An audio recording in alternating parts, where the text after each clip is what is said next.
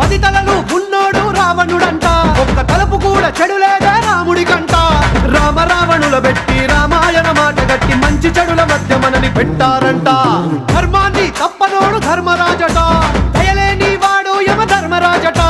వీడి బాట నడవకుంటే వాడి వేటు తప్పదంటూ ఈ బతుకును నాటకంగా ఆడిస్తున్నారంట. రంగా రంగా రంగస్థలాన ఆడడానికంటే ముందు సాధనంటూ చెయ్యలేని ఆట బొమ్మలవు అంట.